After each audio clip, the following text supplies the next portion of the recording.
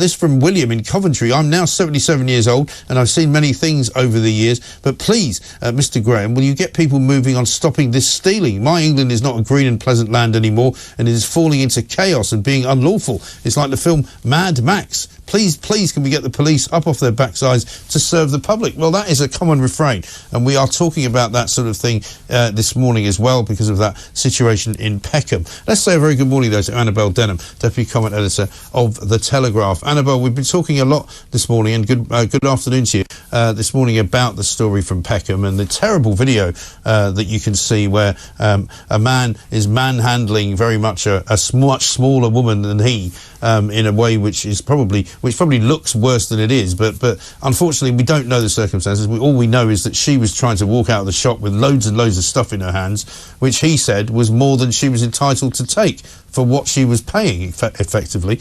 But this is happening up and down the country, isn't it?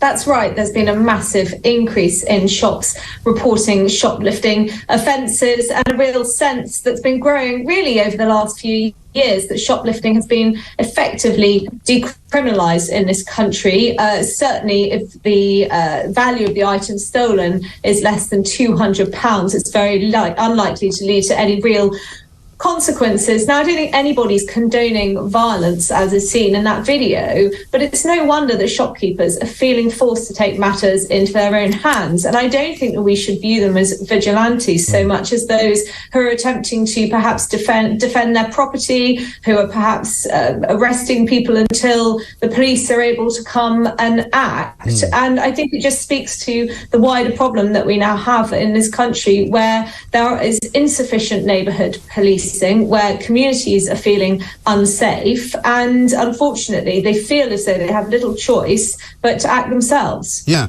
and I think unfortunately as well, we've got a situation where this particular shop in Peckham has been unable to open today because of all the sort of the stress of what happened yesterday and the threats that have been received from the local people there, who have basically said we should shut this place down because these are racists who don't like black people.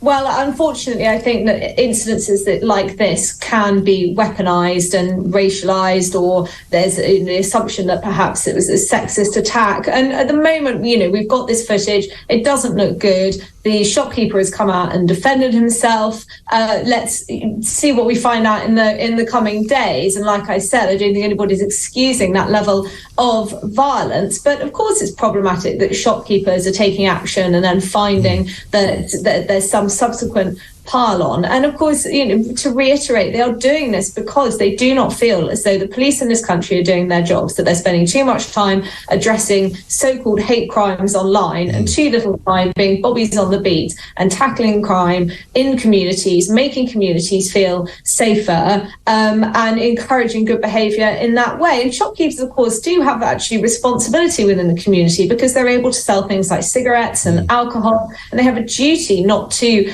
sell those items, say, to underage people. Equally, the shopkeeper in this instance, I think he was rejecting refunds. He had a no refund policy, which the shopper appeared to take issue with. Well, I think he's possibly well within his rights to have such a policy because we're coming to understand that where shoplifting is happening on a large scale, where you have organised criminal gangs who are doing this, that sometimes they are stealing the items and then they are getting receipts for legitimately purchased items, returning the items to the shop, and that's how they're actually making cash from this, rather than then taking perhaps the stolen items to an online marketplace. So I think this is immensely complex issue, and it's one that's just been ignored for far too long. Yes, so things may not entirely be as they seem. As you say, let's wait and see what the police investigation ends up coming up with. Let's talk